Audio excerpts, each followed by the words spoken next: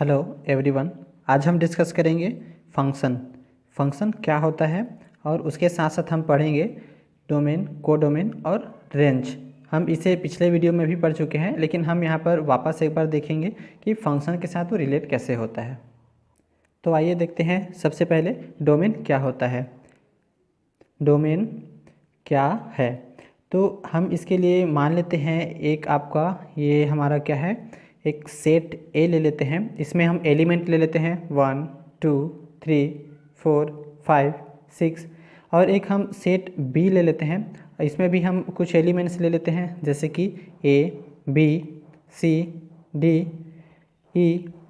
और अब हम यहाँ पर देखते हैं कि सेट ए के सभी जो एलिमेंट्स है वो हमारा क्या है, इसे हम कहते हैं डोमेन।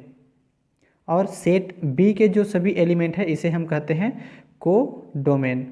तो आसानी से आपको ये पता चल जाएगा कि ये आपका डोमेन है और ये आपका को डोमेन है। अब हम ये देखते हैं कि सेट ए का जो रिलेशन है, हम यहाँ पर क्या कर रहे हैं, मान लो ए के साथ 2 का बी के साथ, 3 का सी के साथ और 4 का ई के साथ, 5 का डी के साथ। तो इस प्रकार ये आपका रिलेशन बन रहा है। अब हम यहाँ पर देखते हैं, जब दोनों रिलेट हो जाते हैं, यानी कि सेट ए और सेट बी जब दोनों रिलेट हो जाते हैं, तो जितने भी एलिमेंट्स होते हैं उसे हम रेंज कहते हैं। जैसे कि ये आपका ए बी सी डी ई, ये सभी क्या है, रिलेट हो रहे हैं। मान लो यहाँ पर एक और एलिमेंट लेते हैं एफ, तो एफ को छोड़कर हमारा जो ए आपका एलिमेंट है ई तक, इसे हम क्या बोलेंगे, इसे हम कहेंगे रेंज। तो ये आपका डोमेन है, ये कोड डोमेन है, और जो जिनके साथ जितना रिलेशन बन चुका है उनको हम कहेंगे रेंज। अब हम देखते हैं कि इसका फंक्शन इससे क्या होता है। तो चूँकि ए का जो रिलेशन है ए के साथ है और 2 का बी के साथ है, तो हम इसे एक और चीज़ भी बोल सकते हैं कि ए का जो इमेज है वो क्या है, ए। यानी कि हम यहाँ बताएंगे यहाँ पर इमेज भी बन रहा है। एक का इमेज ए है, 2 का बी है, 3 का सी है। इस तरह क्या हो रहा है, एक का रिलेशन ए से है तो एक का इमेज क्या है, आपका ए है। और ये एक फंक्शन है जो ए को बी से रिलेट कर रहा है। तो हम यहाँ पर बता सकते हैं कि फंक्शन आपका इससे इस रूप में हम उसको क्या करेंगे, डिनोट करेंगे, दर्शाएंगे। तो हम यहाँ एक चीज़ और यहाँ पर देखते हैं कि फंक्शन में और क्या हो सकता है। तो हम फिर से एक बार ले लेते हैं, आपका एक सेट ए ले लेते हैं और एक आपका सेट बी ले लेते हैं। सेट ए का भी वही एलिमेंट रख लेते हैं 1 2 3 4 5, और सेट बी में भी हम वही एलिमेंट रख लेते हैं A B C D E F.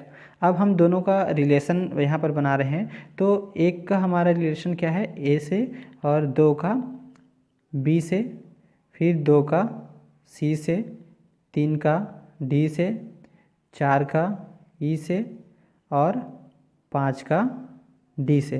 तो इस प्रकार हम यहाँ पर देखो एक दूसरे को क्या कर लिए, रिलेट कर लिए।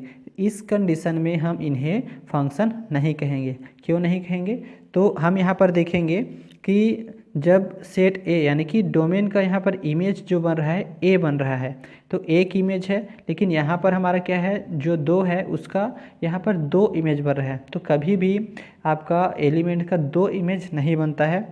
तो हमें इस तरह से देखना है कि चूँकि 2 का यहाँ पर बी और सी दोनों से रिलेट हो रहा है, इसलिए ये आपका फंक्शन नहीं है।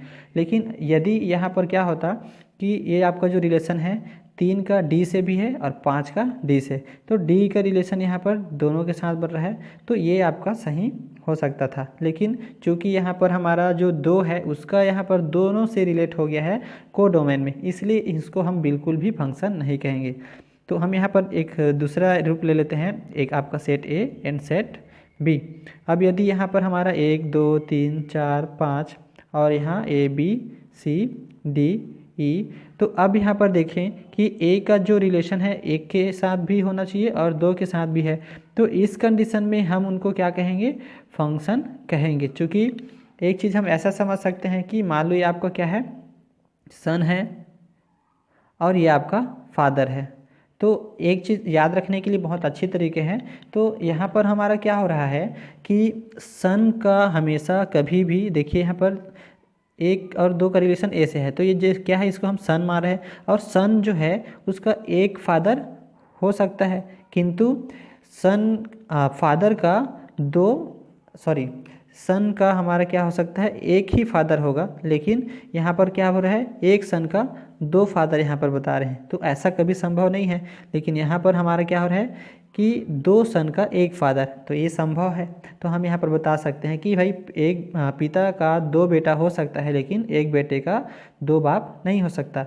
तो इस प्रकार हम इसको फंक्शन को याद रख सकते हैं। अब आते हैं अचर। तो पिछले कक्षाओं में हमने पढ़ा है कि अचर क्या होता है। तो अब कोई संख्या या राशि हम जिसको मान लेते हैं, उसके मानों में कोई परिवर्तन नहीं होता है, तो उसे हम अचर कहते हैं। तो फॉर एग्ज़ाम्पल हम यहाँ पर एक ले सकते हैं A B C K L M, इस तरह के जो आपके संख्याएं हैं इसे हम अचर कह सकते हैं, या 1 2 3 4 ऐसे जो संख्या है इसे भी हम अचर कहेंगे, क्योंकि ये आपका क्या है, परिवर्तनीय नहीं है। अब आते हैं चर। तो चर क्या होगा, तो ऐसा मान या ऐसी राशि जो क्या हो, परिवर्तनशील हो, यानी कि x y z u v w, इस तरह की जो आपके क्या है चर है, उसे हम क्या कहेंगे, जिसका मान परिवर्तन हो सकता है, तो उसे हम चर कहेंगे।